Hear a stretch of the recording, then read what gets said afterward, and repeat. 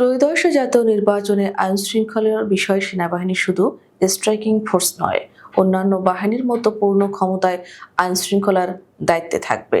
এজন্য গণপ্রতিনিধিত্ব অধ্যাদেশ আরোপীয় সংশোধন করে প্রধান উপদেষ্টার দপ্তরে প্রস্তাব পাঠাতে যাচ্ছে ইসি।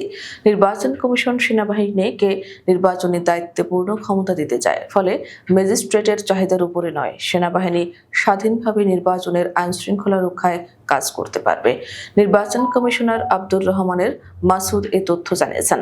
শুধু জাতীয় নির্বাচনই নয়, সব নির্বাচনে সেনাবাহিনী চায় ইসি। তিনি বলেন, আমরা আরপিও সংশোধন করে সেখানে ল এনফোর্সমেন্ট এজেন্সি হিসেবে সেনাবাহিনীকেও অন্তর্ভুক্ত করেছে। আগে ছিল না, আগে শুধু পুলিশ, কোস্টগার্ড, বিজিবি ছিল, এখন সেনাবাহিনীকেও অন্তর্ভুক্ত করা হলো। প্রস্তাবটি এ সপ্তাহের মধ্যেই সরকারের কাছে পাঠানো হবে। এ বিষয়ে একটা খসড়া এই সপ্তাহের মধ্যে যাবে বলে জানান তিনি।